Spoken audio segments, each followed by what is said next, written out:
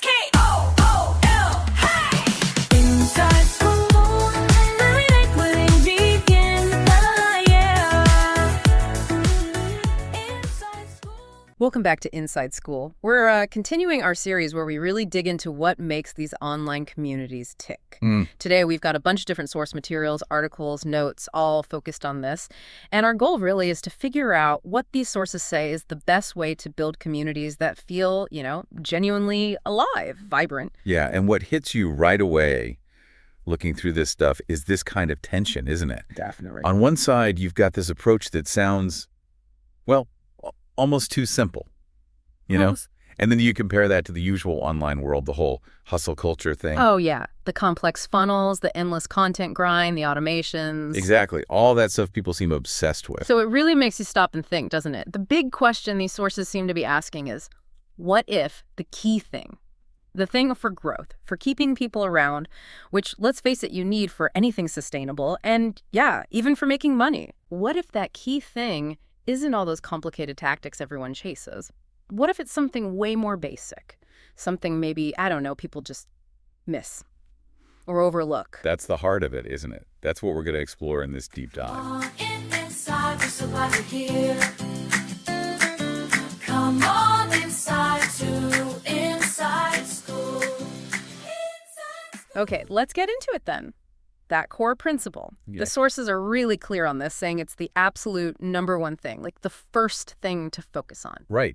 They even mentioned some communities literally make it the very first video people see when they join. And what is it? It's helping people connect, make friends inside the community. It sounds, well, almost laughably simple, right? Especially when you think about what people usually freak out about first. Totally. Like, I need more content, my sales script isn't right, my funnel has leaks, or my video's optimized, all that. Yeah, loads of that stuff. But this material argues pretty strongly, actually, that while those things might matter later, the connection part, the friendship building, that's the foundation. You got to have that in place before you start piling on everything else. Okay, I get that on a human level. We all want connection. But online, Yeah. how do you actually do that? How do you get people past just reading posts or, making transactional comments and actually forming bonds? Well, the sources suggest starting with things that are surprisingly easy, low friction.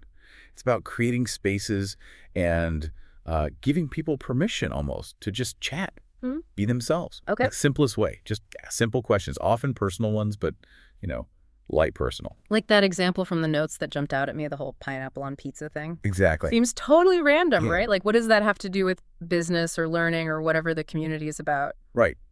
But the sources show how asking something like that in the right place can just ignite conversation, gets people talking, sharing opinions, bonding a bit. Yeah, I saw the comments mentioned in the notes, people passionately arguing for Canadian bacon and Pueblo chili peppers, or saying absolutely and no fruit, ever. Or loading up on mushrooms. Someone else mentioned feta and avocado, which, okay. And then there's that little detail about the funny looks you might get ordering it in Italy. It works because it's relatable, I guess. Low stakes. Everyone has an opinion. Precisely. It gives people, as the sources say, permission to speak.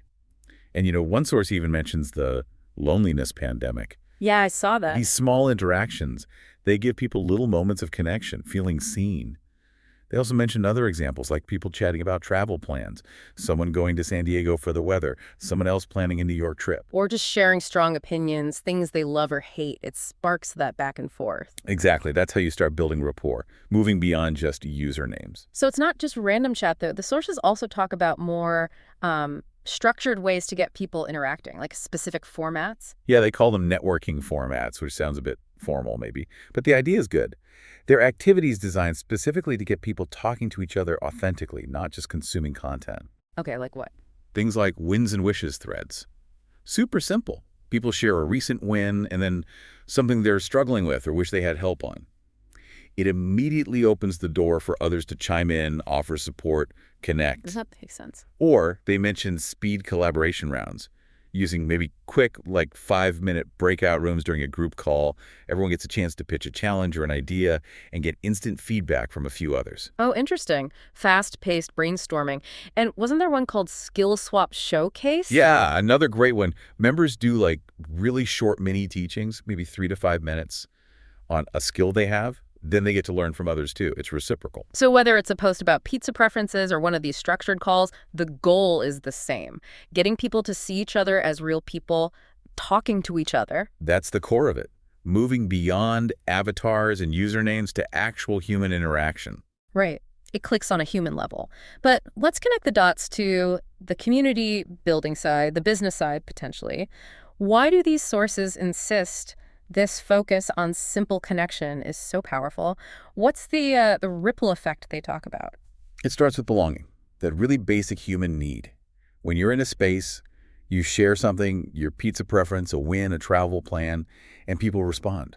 They remember you. Yeah. You start to feel, okay, I'm seen here, I'm heard, people kind of know me. And that feeling translates into, I belong here. This is my place. And if you feel like you belong somewhere, you naturally want to engage more. Exactly right. If you feel like you've got friends or at least friendly faces in that community, you want to pop in. You're not just scrolling the feed. You're checking in on people, sharing your own stuff, participating. So belonging fuels engagement. And that consistent, real engagement makes the whole place feel friendly, welcoming, which helps it grow naturally because just a nice place to be. That makes me think of that line in the notes, the one that really reframed things for me, saying retention is basically another word for sharing. Isn't that powerful? It takes retention away from just being this cold metric like churn rate or subscriber numbers. Yeah, it makes it human. It connects it to behavior. People have a good experience, they find value, they feel connected, so they share. Maybe they share by being super active in the community. Or they share by telling people outside the community about it. Like the real world examples they used, you get a great haircut, you find an amazing restaurant, you tell your friends. You naturally share positive experiences, and that's where the revenue piece comes in, according to these sources. Okay, so how does sharing translate to money? Trust. Think about the analogies they used. You see glasses your friend wears, you like them, you might buy the same pair. Your friend recommends a restaurant, you're way more likely to go there than if you just saw an ad. Right, you trust your friend's judgment. Exactly. There's history, context, trust. So when people inside a community, people who've built friendships through pineapple pizza debates and skill swaps, when they share positive experiences about products or services offered within that community. It cuts through the usual online noise and skepticism. Totally.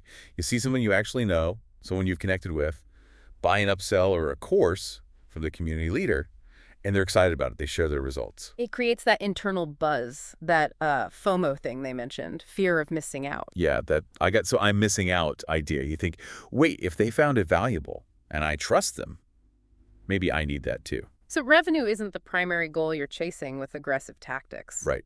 In this model, revenue becomes more of a natural result, a byproduct, as the sources call it. It flows from the friendships, the trust, the belonging that you've cultivated first.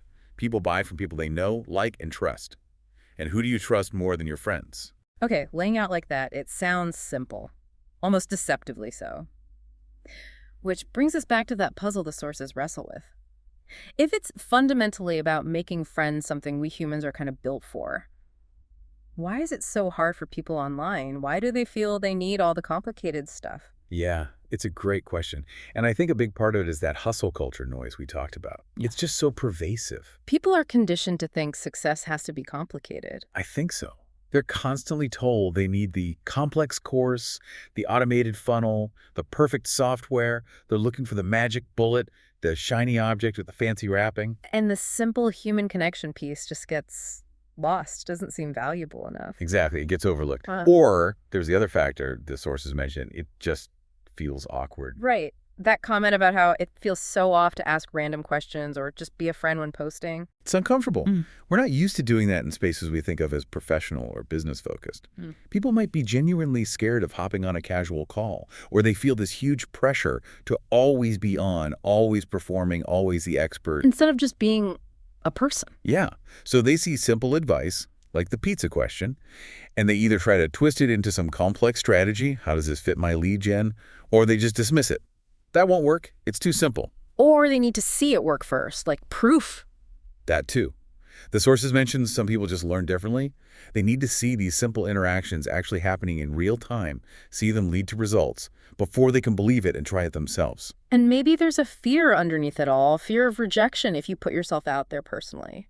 Or that deep-seated belief, maybe, that simple things can't really be the answer for my unique, complex situation. Absolutely. Those are real hurdles. The hustle conditioning, the vulnerability, the awkwardness, it all makes the simple path feel surprisingly difficult. Okay, so for someone listening who's maybe starting a community or feels like their current one is a bit dead and wants to try this approach, wants to reset, what are the practical first steps according to these sources? Well, the advice is pretty straightforward. Mm-hmm. Focusing back on that human element. Yep. Step one. Just put yourself out there more. Talk to more people. Wow. Schedule some simple virtual coffee chats. Jump on quick calls just to connect. Be more active in conversations yourself wherever they're happening. But, and this is key, take the pressure off. Don't try to perform. Just show up as you. Authentically. Yeah.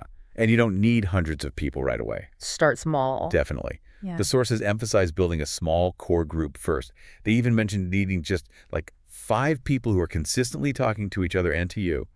That's your starting point. Nurture those first few connections. And then to attract more people. You need to be clear on your extra thing. What's the specific reason someone should join your community? Yeah. What's the unique angle, the shared passion, the specific vibe? Know that. Invite them in. Make the invitation about joining a place where they can connect with others around that shared why. You know, this whole approach connection first, starting small, being authentic, inviting people into a community, not just a funnel.